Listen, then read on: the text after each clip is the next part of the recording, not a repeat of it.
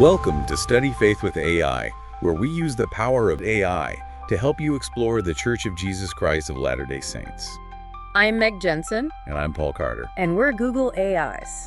Whether you're a lifelong member or just starting to learn about the church, we're here to dive deep into its history, beliefs, and culture. So if you're ready to learn, you're in the right place. That's right. Let's get started. You know what always gets me about history? It's the little things, the surprising details that end up shaping huge events. And today we're really diving deep into one of those details. A story about a risky financial gamble, one that really set the stage for the first printing of the Book of Mormon. A gamble. Yeah, think about it. We're talking about Martin Harris putting up his entire farm, everything his family had, to print a book that pretty much everyone thought would be a total flop. Even the printer himself thought it was a bad idea. That's a bold move, driven by faith, for sure. Absolutely. Yeah. It's an incredible story. And today we're going to untangle it all. We've got biographical info on Martin Harris, accounts of those nail-biting printing negotiations, and even analysis of the whole financial side of this whole thing. Our mission, to sift through it all, figure out what really happened and what's just speculation. Separate fact from fiction. It's like a historical puzzle, right? We're going to piece together these fragments of information to understand what really went down. Exactly. And for you listening in, we're going to break down the most important parts of this financial puzzle, give you the key takeaways and some fascinating insights without getting bogged down in too many details. Because honestly, the financial side of the Book of Mormon's printing, it's often overlooked. But it's a window into the early days of this movement. It shows us that it wasn't just about spiritual matters. It was a business venture, too. And a pretty risky one at that. Okay, so let's rewind a bit. Back to when Joseph Smith claimed to receive the plates. Think about the Smith family's financial situation at that time. Sources tell us they were drowning in debt. Deeply in debt. Lucy Mack Smith, Joseph's mother, she even said there wasn't a shilling in the house. Imagine that. They were struggling. It's important to think about that context, right? Because it adds another layer to the story. Joseph Smith Sr. had actually already lost the family farm because of debt. And then you've got Joseph Smith Jr. involved in what was called money digging, which was basically treasure hunting. That suggests a family desperate for a financial break. Right. So while faith was certainly a driving force, you can't ignore the possibility that the idea of the Book of Mormon bringing financial stability might have played a role too. It's human nature to hope for a way out of hardship. Exactly. So enter Egbert B. Grandin, the printer of the Wayne Sentinel in Palmyra. He was the first one they approached to print the book, and his reaction. Let's just say it wasn't exactly enthusiastic. Oh, he was skeptical. He was more than skeptical. He was downright opposed to the whole thing. He was friends with Martin Harris and actually tried really hard to talk him out of it. He warned Harris that it would be a financial disaster. Did he think the book wouldn't sell? He was convinced it would be a flop. He even got other people to try and talk Harris out of it. He didn't want to see his friend ruin himself. Seems like a genuine friend worried about the financial well-being of Harris more than anything else. And his terms for printing. Well, let's just say they were steep.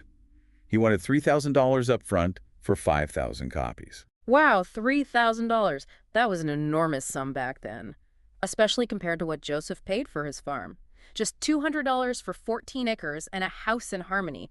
We're talking 15 times that for the printing. It was a huge risk, for sure. So after Grandin turned them down, Joseph and Martin started looking for other options. They approached Jonathan Hadley, who ran the Palmyra Freeman, but he said no.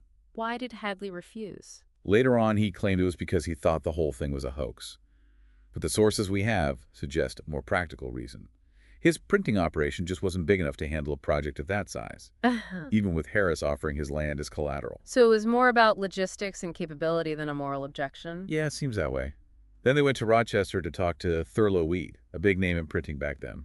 But the accounts of that meeting are a bit sketchy. Weed later became a vocal critic of the Mormons. So his version of the story might be a little biased. So we need to take his account with a grain of salt. Exactly. Weed claimed that the Book of Mormon manuscript was wretched and incoherent stupidity, and that he was doing Harris a favor by refusing to print it. But honestly, at the time, Weed's business was mainly focused on newspapers. It's likely he just didn't have the capacity for book printing. Makes sense. They were trying to print thousands of copies, not just a few pamphlets. And they even met with another printer in Rochester, Elihu F. Marshall. And he was actually open to the idea. He was a book printer by trade. So why didn't they go with him? Well, ultimately they decided to stick with Palmyra. There were concerns about keeping the manuscript safe and the logistics of managing everything from Rochester, which was much farther away. I bet that manuscript security was a big concern after the whole lost 116 pages incident. Definitely. So they went back to Grandin. They basically told him the book was going to get printed whether he liked it or not. And did Grandin budge? Eventually, yeah. Yeah. But his conditions were still tough. He still wanted that $3,000 upfront payment. So he wasn't doing them any favors? It was strictly business? It was all business. Now, this is where Martin Harris's dedication really comes into play. He was determined to see this book printed. He had already offered to pay for it, not just to Grandin, but to Weed and Hadley, too. He must have had some serious faith in this project. And then there's Doctrine and Covenants section 19. It's a revelation directed specifically at Harris, telling him not to covet his property, but to use it to print the Book of Mormon. It even includes warnings about consequences if he doesn't follow through. Yeah, it's powerful stuff. And Harris listened. On August 25, 1829, he mortgaged 151 acres of his farm to Grandin for the full $3,000 with an 18-month deadline to pay it back. He put it all on the line, didn't he? His whole livelihood. He did, and getting the printing secured was just the first hurdle. They still needed money to run things and to pay Harris back. So what did they do? Well, they tried a few things. Joseph tried to get a loan from a man named George Crane, but that fell through. And there was this hope that a guy named Josiah Stoll would buy a bunch of copies. But that didn't happen either. So the financial pressure was still mounting. It was, and then, get this, they tried to sell the copyright to the Book of Mormon in Toronto, Canada, for a whopping $8,000. $8,000? Where did that number come from? Joseph presented it as a revelation. Oliver Cowdery and Hiram Page went up to Canada to try and make the sale, but they came back empty-handed. So that plan backfired. It did.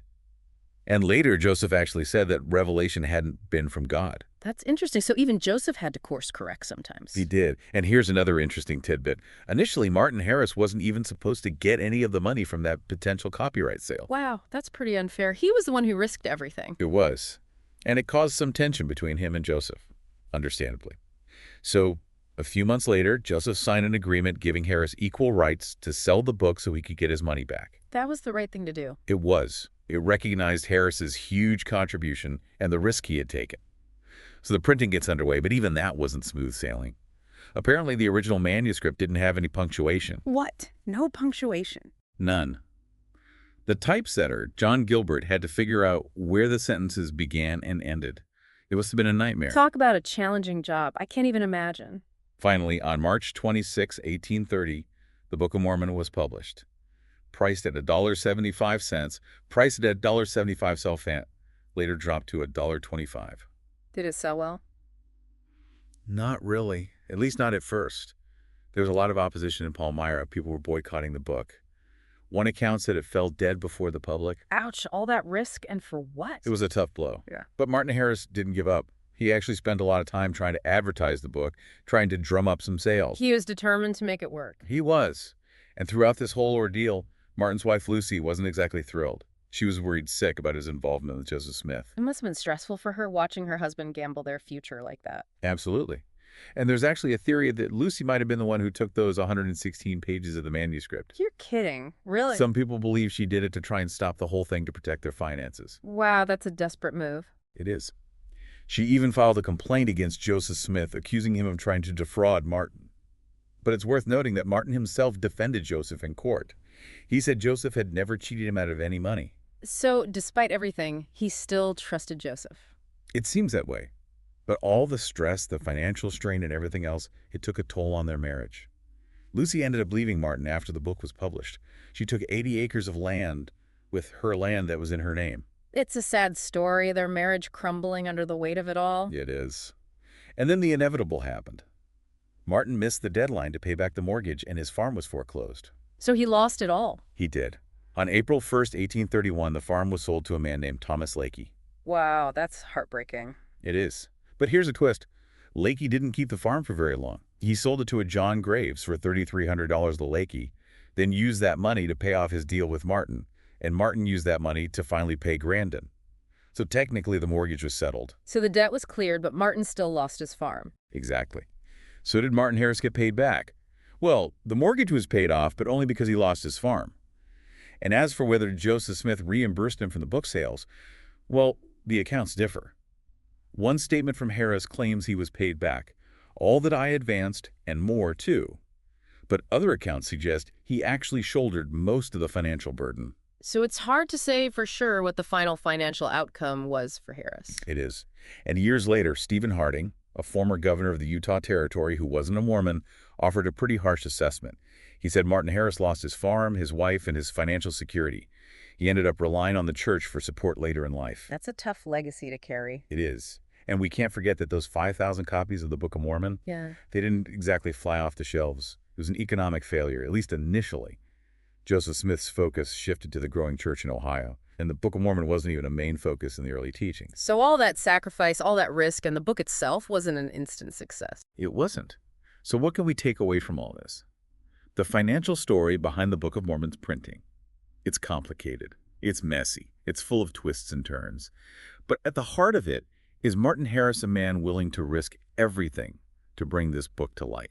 His faith was remarkable, but it came at a huge personal cost. He lost his farm, his marriage, he faced financial ruin. This story shows us that even the most significant events in history can hinge on the most unexpected factors, in this case, a huge financial gamble fueled by unwavering conviction. It also reminds us that the early days of this movement weren't just about spiritual matters. It was a business venture, too, one filled with risks and uncertainties.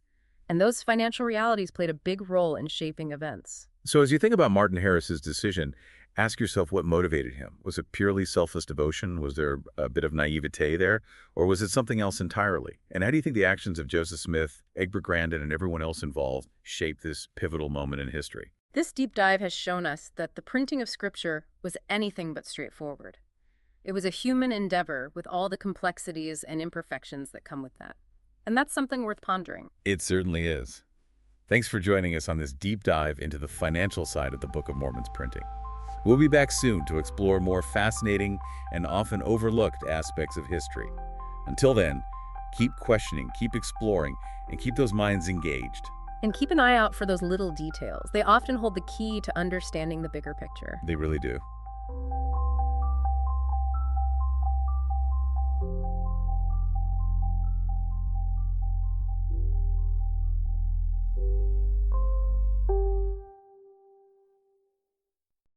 If you find value in this exploration, please like, share, follow, and consider becoming a subscriber. Your contributions help keep these conversations going and allows us to maintain the highest quality production. You can find all the details at studyfaithwithai.com. Thank you for being part of this journey.